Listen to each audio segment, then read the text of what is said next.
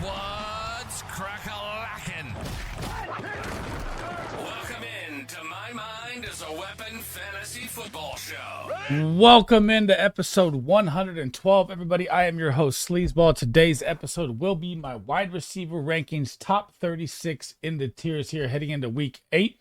Before we dive into it, guys, make sure you smash that thumbs up. Make sure you hit that subscription button. Turn that bell on so you know when I'm live. I'll be live all weekend long here, Thursday to Monday, covering different aspects of fantasy football week 8 with different content creators, tons of different shows to help you guys. And if you guys cannot make the live stream, you can always drop any comment you want down below in the comment section. One of my goals is to get to every single comment to help you guys get that weekly win and get you that ultimate goal of a championship, guys. And if you want to check out my kicker, defense, quarterback, and running back rankings, those are out. I'm going to try to get my tight end to you guys next, so I have all my rankings out today. And then tomorrow I'll start all my stardom setups so you guys have all my content before the Thursday kickoff. That is another one of my goals as a content creator. And that's it, guys. Let's dive into my wide receiver rankings here for week 8.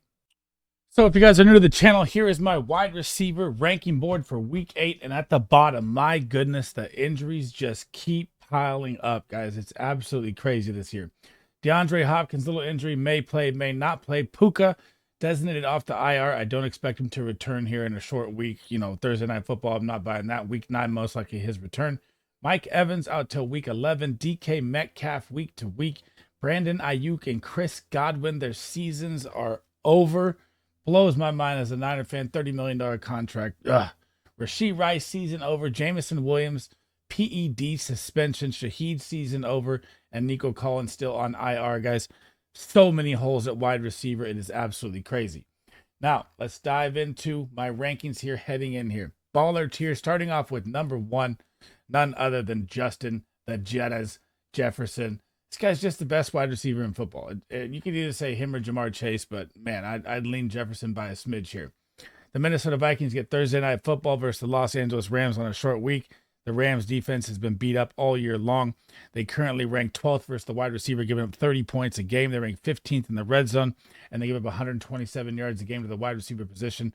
None of these young corners are going to be able to stop Justin Jefferson. He is going to absolutely eat this week. And there's a bunch of trade rumors swirling for the Rams right now, which is weird. I don't think it's going to happen, but we'll see how that plays out. Number 2 is going to be Jamar Chase, but we are going to sit back here. I am going to do team by team. I forgot here, so I'm going to cut back here. Jordan Addison. So Jordan Addison is my wide receiver 28 on the week as well to go along with the Rams game here. Always a solid wide receiver to plug and play with him with a touchdown upside always. And it's starting to look like this team is for real. And I just did not buy it with the Vikings. They hung in even with the Lions. So, I mean, the game was better than I thought. I thought the Lions would mop them out even off a bye. He still got 10 points in the game, so he's always a safe floor wide receiver to play. Now, back to Jamar Chase, the number 1 wide receiver in football. This man is a demon. This is the game that I cannot wait to watch. So I'm going to talk about it all together. I have A.J. Brown at number 3.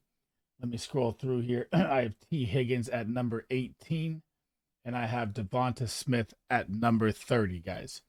So the strength of this defense for the Eagles is the run game. They are very weak versus the pass. So when I'm looking at Jamar Chase and T. Higgins, they're going to go absolutely bonkers in this game. The Philadelphia Eagles rank 19th versus the wide receiver, 33.4 points a game. So right there, you're looking at a 17-point average split between the two of them. Not to say they're going to get it. That's just average numbers. They're 27th in the red zone, 5th worst in the NFL in the red zone. So very high touchdown upside here for T. Higgins and Jamar Chase. And they give up 140 yards a game to the wide receiver position alone. This is going to be Joe Burrow, smoking Joe Burrow in this game.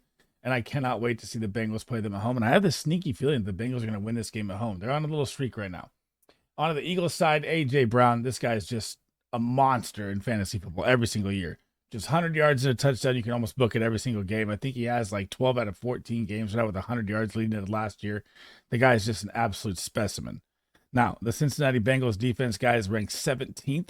They give up 31 points, 0.7 points per game to the wide receiver position. They do get stingy in the red zone. They're number 9 in the red zone, so the touchdown upside's a little lower, but nothing stops A.J. Brown from me in that situation. They give up 143 yards. Now, this game's over-under is at 47.5. I think it's going to be way over that. If I was a betting man, I would take that bet with ease. I think this is going to be like a 31-28, 31-34 shootout game here. and both these offenses are going to be flying. And remember, I was down on the Eagles last week with Saquon's revenge game. Obviously, AJ still popped. I didn't drop AJ that low, but I dropped Devonta Smith really low, and he dropped to 0. So that was a hit there. And now we're moving on to wide receiver number 4 on the week here. Off the bye, it is going to be CeeDee Lamb. Now, you get the 49ers on Sunday Night Football. The matchup isn't great, right? They rank 10th versus the wide receiver, giving up 28.7. They rank 10th in the red zone, and they give up 135 yards to the position, which is about middle of the tier. And the 49ers offense is beat up. So the opportunities may be more here for the Cowboys. The Cowboys could get Micah Parsons back this week off the bye as well. Lawrence still going to be out, it looks like, for them. Diggs has been struggling. I mean, 49ers are just beat up across the board. No Ayuk. CMC still not back. I mean, this is going to be one of those, I have this sneaky feeling as a 49er fan that the Cowboys are going to win this game and win it in handily fashion here. But CeeDee Lamb is always going to be in my baller tier no matter what the matchup is. Number 5, he's back. Cooper Kupp is finally here. God, I'm excited, man. I have so much of this guy. You get the best matchup you could possibly come back to. You get the Minnesota Vikings. Listen to this, guys. They rank 32nd in the NFL versus the wide receiver, giving up 44.5 points per game. They rank 29th in the red zone, and they allow 203 yards to the wide receiver position. That is second worst in the NFL. They blitz at a massive rate. Stafford is one of the best blitz reading quick pass quarterbacks in the NFL, probably in the history. He's probably in the top 10 in that category. He's an unbelievable brain magician out there, and I see Cooper Kupp seeing 12 to 14 targets. I don't even care if he's coming off the injury. There's a lot of trade rumors, so they could even, funnel a lot of passes him for trade value as well, something to think about. But Cooper Kupp, whenever he's out there healthy, he's always going to be in my baller tier. Welcome back, Cheetah. Tyreek Hill, welcome back to the baller tier. Tua Tagovailoa looks like he's going to be back for week 8 off the concussion, and you can elevate all the Dolphins players, every single one of them. The glue to this offense is Tua, no matter how you look at it. I know it's crazy that he takes all these concussions, and that hit was very, very dangerous. But what better game for them to come back to? The Arizona Cardinals. They rank 26th versus the wide receiver, giving up 36 points a game. They rank 30th in the red zone, so the touchdown upside is there. And they give up 161 yards. And this is going to be a splash, fins up game.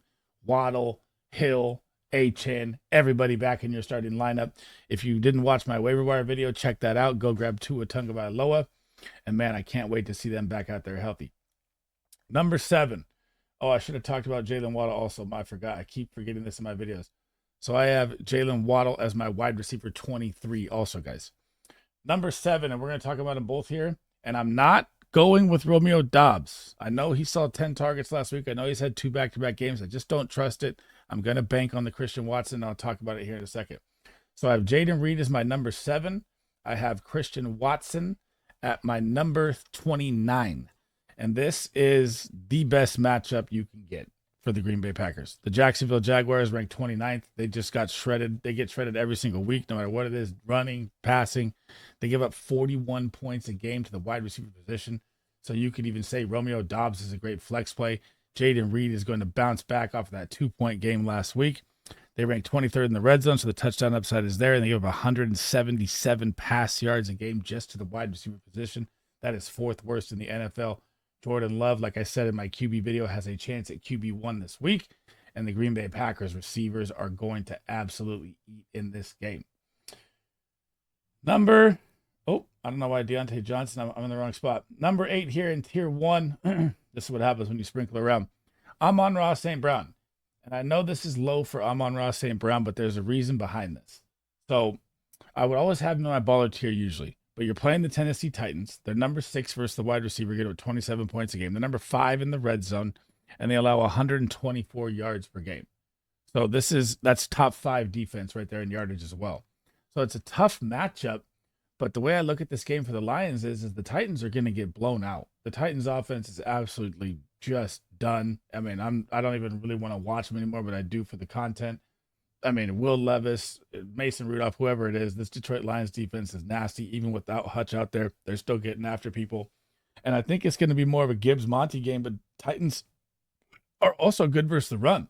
So I think it's going to be one of those stingy, ugly games here. And if Amon-Ra doesn't find the end zone early, that's why I feel like he kind of has a normal floor day here. That's why I have him lower. Number 9, we're gonna grab them both. This matchup is glorious. The Bears are coming off the bye. DJ Moore and Keenan Allen. Keenan Allen coming in at wide receiver 30 for me this week. I mean, you get the Commanders. What else could you ask for off a bye? With possibly no Jaden Daniels out there too. So opportunities could be even more. The Bears defense will eat up Marcus Mariota. But the Commanders defense ranks 25th versus the wide receiver, giving up 35.1. They rank 28th in the red zone. And they give up 150 yards per game, which is bottom 10 in the NFL in yardage allowed to wide receivers. Caleb Williams has been on fire, coming off a bye, defense getting healthy. These wide receivers are absolute starts. You can flex Keenan Allen with confidence this week. The only thing I'd kind of be worried about is if the Bears just get up heavy and just pound the run with DeAndre Swift and Roschon. But I still think they're startable wide receivers because the matchup is so good. Number 10, we got to talk about them both. Davante Adams. I'm riding this train. Garrett Wilson. So I have Davante Adams at 10. I have Garrett Wilson at 17. So Davante Adams is going to get the connection with A-Rod. I know it wasn't like I said last week. I thought they'd come out versus Steelers and Davante Adams just get 30 points. It'd be like a revenge reunion game. Didn't happen. Now you get the New England Patriots. Trevor Lawrence just thrashed them, and Trevor Lawrence has been bad all year. The Patriots rank 20th versus the wide receiver, giving up 33.5 points. They rank 22nd in the red zone. So very high touchdown upside here for Davante Adams and Garrett Wilson in this game. And they give up 154 passing yards a game, which is about middle of the tier. And I'm leaning towards Christian Gonzalez is going to be on Garrett Wilson again here. I mean, he hasn't been what, Christian Gonzalez has been getting scored on lately. So he's kind of lost that superstar status for me at the moment. He's still a very good corner. But if he's on Garrett Wilson, which is going to be the slot play, Davante Adams is going to feast on this team. Or if, I could flip-flop it, right? If Christian Gonzalez is going to guard the old man Tay, then Garrett Wilson's going to eat out of the slot. So it's kind of a flip-flop either way. I just don't know who he's going to guard. But again, he's been getting beat lately. So he's dropping down a little bit in my cornerbacks, superstar status kind of ranking there.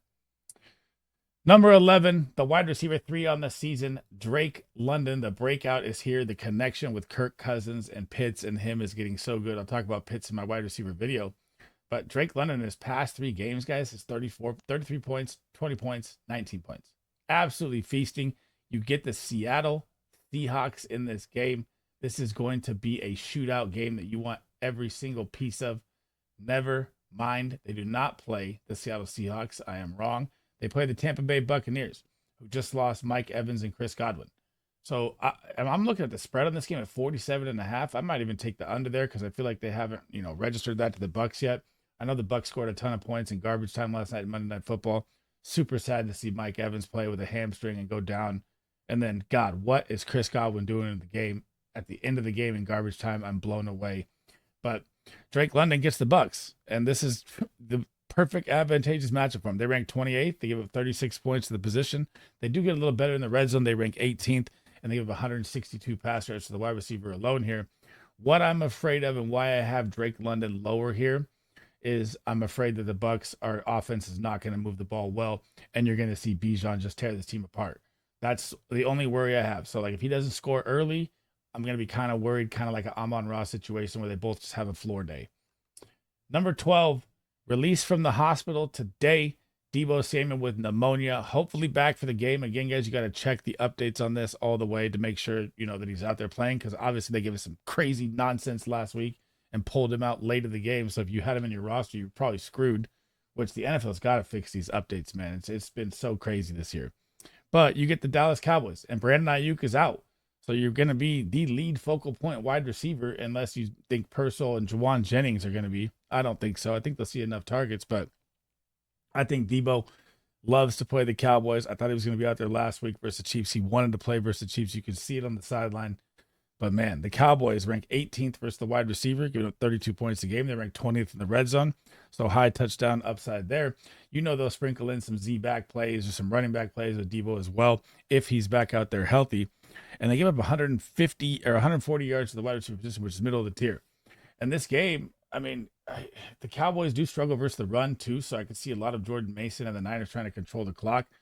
But Deebo Samuel is the glue to this offense, man, all the time. Every time he's out there, our record is better. Our record is always worse when he's not out there. It's crazy to say that people don't understand that, but he is. And if he's out there, he's always going to be in my top 12 wide receivers. Deebo is too good.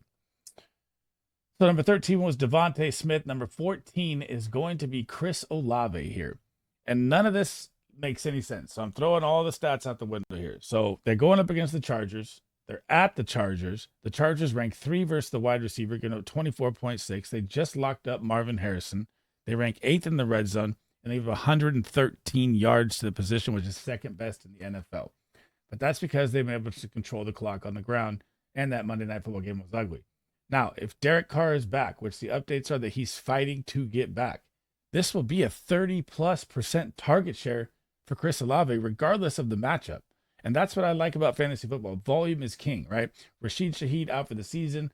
We've seen Tipton and Bub Means, the rookies, step in here and there. But man, if it's this is like a ranking based on Carr. If it's Spencer Rattler, I'm going to put Olave down in the 20s, right? But I'm banking on the updates I'm reading and the Carr fighting to play. And I know Derek Carr has that crazy will. I'm a Fresno State fan. I've always loved Derek Carr, and I think he's going to fight to get back out there, and I think he will. But the matchup is terrible. I'm just going purely off volume here on this one. Number 14, Stephon Diggs was my sit last week. Absolute smash play on that. Jair Alexander is for real. Locked him up. Absolutely disgusting defense by him. And Tank Dell was a ghost too. The Green Bay defense is lights out. But now you get the Indianapolis Colts, guys. The Colts ranked 16th versus the wide receiver, giving up 31.2 points. But they got a big boost last week by playing Miami. So that helps when you play Tyler Huntley. They're usually a top 20 to 25 defense versus the wide receiver, so you got to factor that in. They rank 25th in the red zone, so touchdown upside is high, and they have 146 yards, which is bottom 15 in the NFL. And you're gonna have a good game here. I mean, it could be a full Joe Mixon show, is what I could be afraid of because Anthony Richardson has looked so bad. But I'm gonna pull up Tank Dell as well here too. I have Tank Dell at 26, even though he dropped a goose egg last week. I expect him to get more involved in this game as well. And the Colts can't stop anyone, guys. The Texans need to get it back on track here. They need to blow this team out. And I'm starting to get worried that maybe Nico Collins is just him. And this offense just does not look the same without him. I thought that Stephon Diggs and Tank Dell could carry the role. Green Bay's defense is very good, but man, that was a playoff battle. And it just didn't look like the Texans had that same offense going. After Stephon Diggs here, my wide receiver 16 is going to be Malik Nabers. And this is as bad as it gets right here, right? You get the Pittsburgh Steelers. You draw Porter Jr. You get Danny Dime, who's going to be just under absolute duress in this game. Probably his last game as the start of the season. The Steelers defense ranks 11th versus the wide receiver, getting 29 points a game. They rank 12th in the red zone, and they have 147 yards, which is bottom 12 to 15 in the NFL. Man, and you're going to get the number one shadow corner, which is Joey Porter Jr., who has been locking up everybody. This is going to be a really, really rough game. I hope they can manufacture, touches to Nabers here. And man, with the Giants offensive line and that Steeler pass rush coming, he better do it quick because that Giants offensive line is freaking terrible, man. Heading down to tier 3 here. If you guys played Amari Cooper, I need to get a Bills picture of him too. I forgot I have a Browns one up there.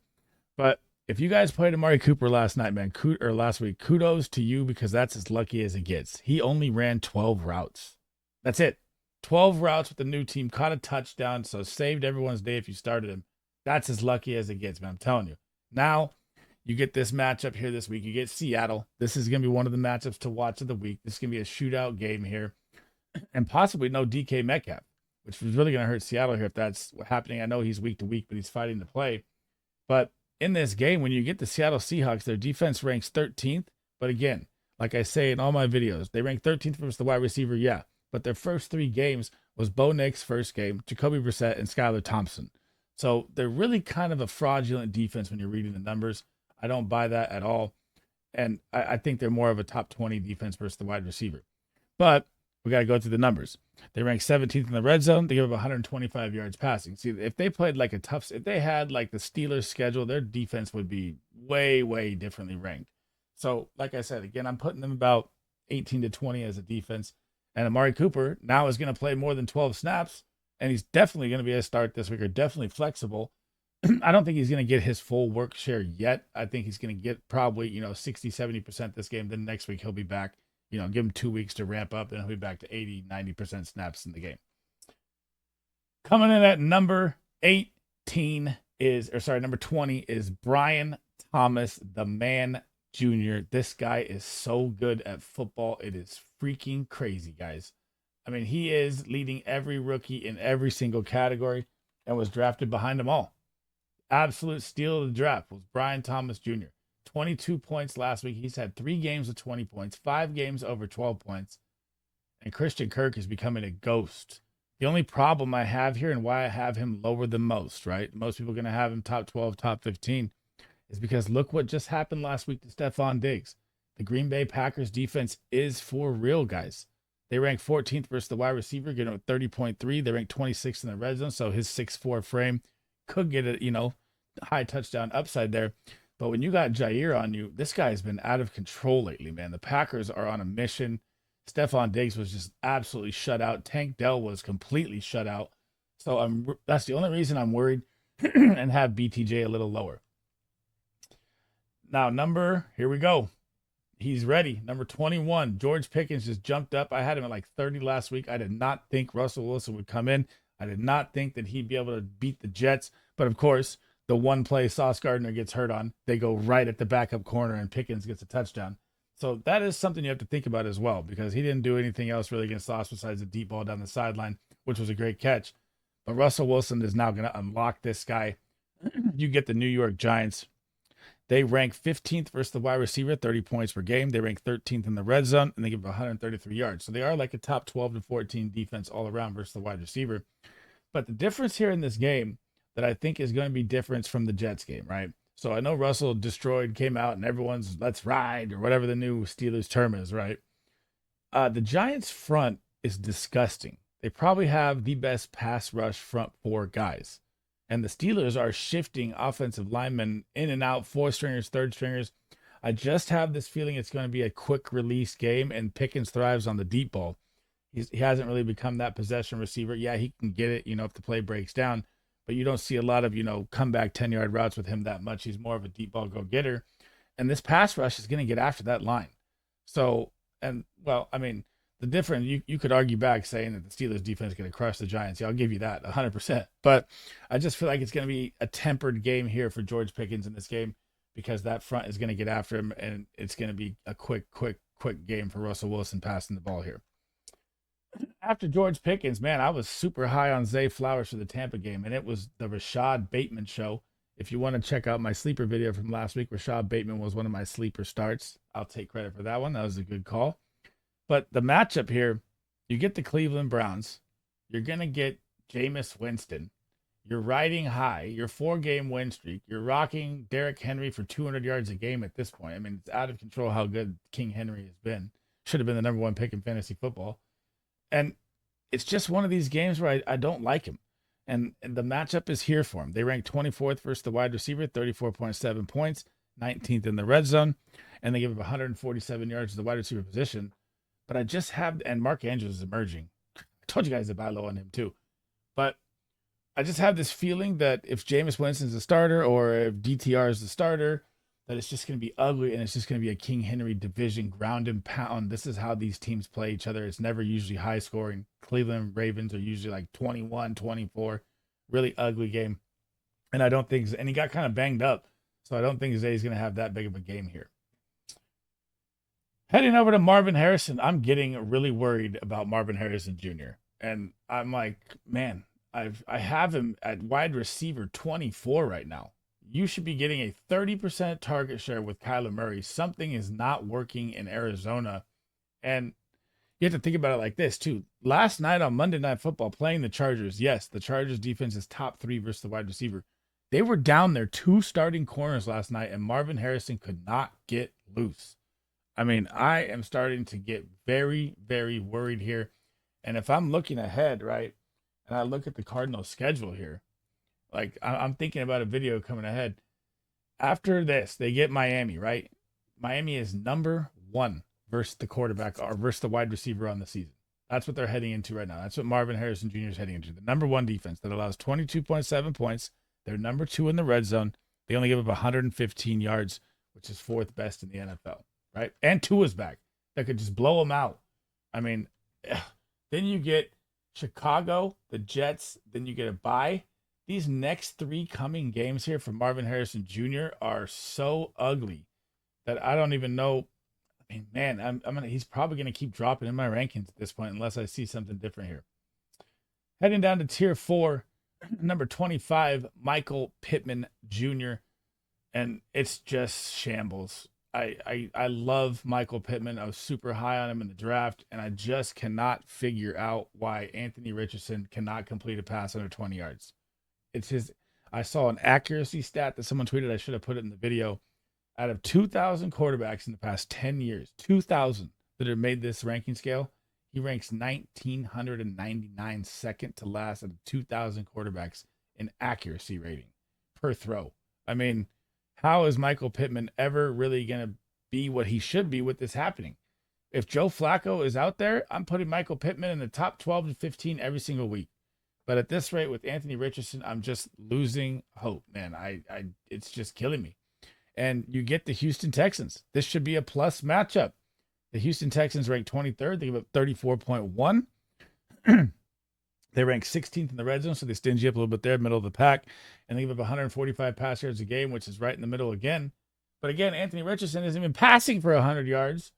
And they're probably going to get Jonathan Taylor back in this game. Possibly. Don't know. Got to check the updates for that. But, I mean, Pittman, it pains me, man. It's paining me with Michael Pittman all year long. Heading into number 27 here, Terry McLaurin. So this one's interesting to me, right? And there's 2 ways to break it down for Terry, and this is why I have him lower this week. And it's not just because Mariota may be the starting quarterback, because Mariota peppered McLaurin more than freaking JD5 did last week. And it was garbage time too. So that's an interesting play there.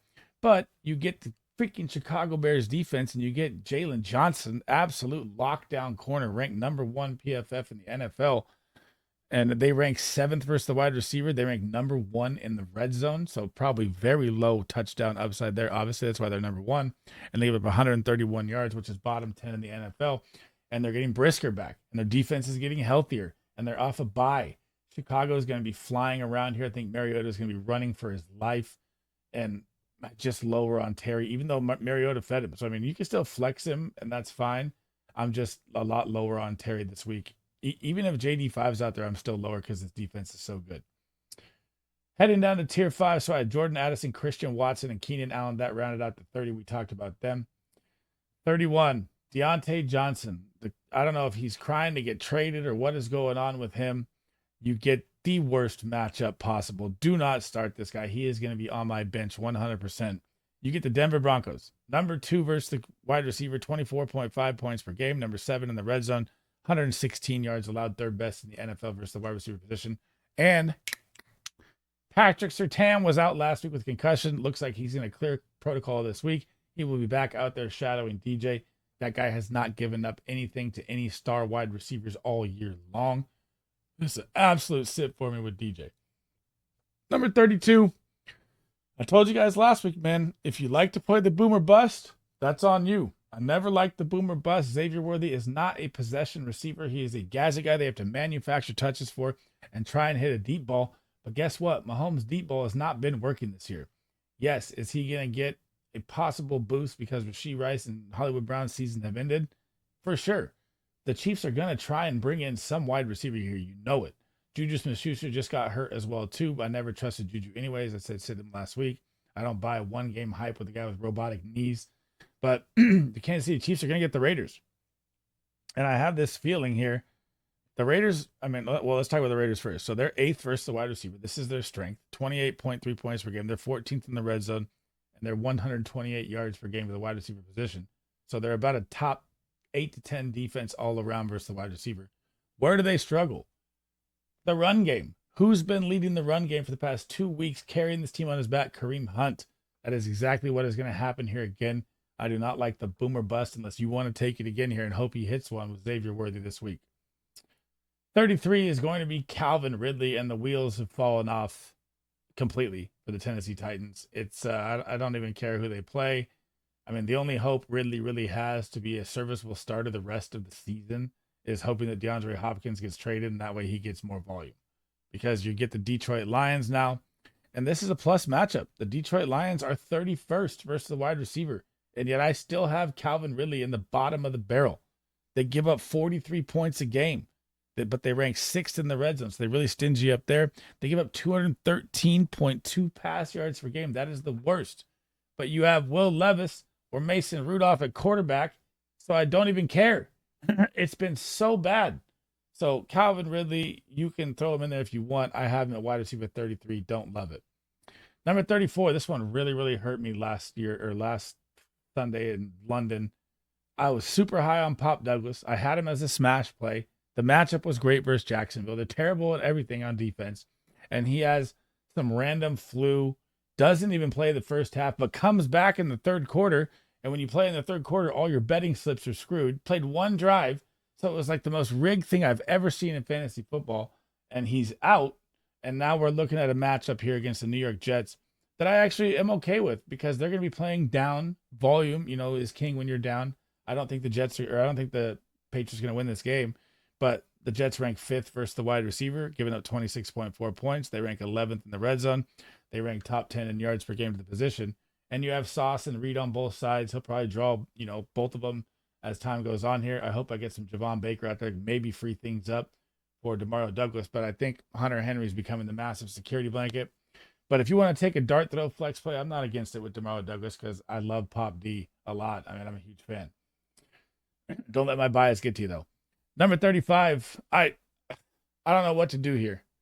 I was so high on this Jackson Smith-Njigba breakout year.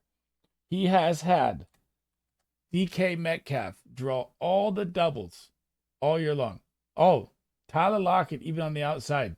And for some reason, he just can't. He's only had one ceiling game. It was against the Patriots, right? 16 targets in that game was an aberration. He's still getting decent volume.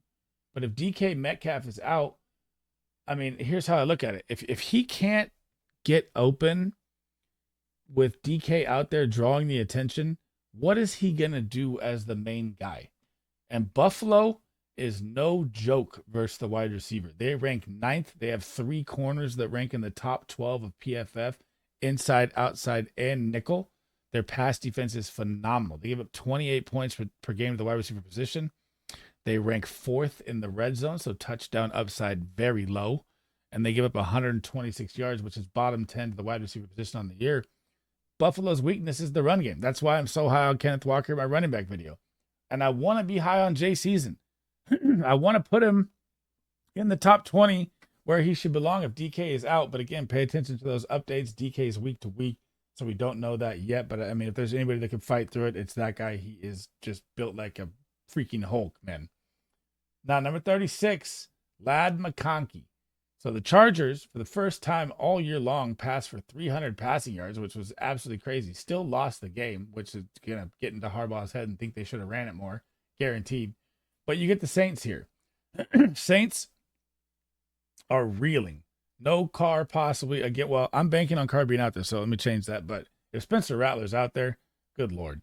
But the New Orleans Saints rank 21 versus the wide receiver, getting 34 points. They rank number 3 in the red zone, so touchdown upside very low for Ladd here. 166 yards per game of the position, which is bottom 10. But that all those numbers are skewed because their offense can't move the ball with Spencer Rattler at quarterback. So I've seen reports, like I said before, that Derek Carr is fighting to play. Pay attention to that. But still, Ladd McConkey, I'm okay with a flex play. I don't love it. The matchup is great, but it just depends on if Carr or Rattler's out there, and it's too early to tell. So that wraps up the top 36. Thanks for rocking with me today. That is the end of my wide receiver top 36 tier video, guys. Before we head out, make sure you smash that like. Make sure you smash that subscription. Turn that bell on. It helps me out a ton. And remember, guys, if you can't make any of the live streams this weekend, you can drop any comment you want. It does not have to pertain to this video. I try to answer every single one of them. That's one of my goals here. And if you guys want to check out my defense, quarterback, running back, those rankings are out. My next video tonight will be my tight end videos. That'll be it for today. And then tomorrow I will dive into my stardom sit-ems at every single position to help you guys on that front as well. And that's it for me. Hope to see you guys in the next video, man. Sleazeball out. you.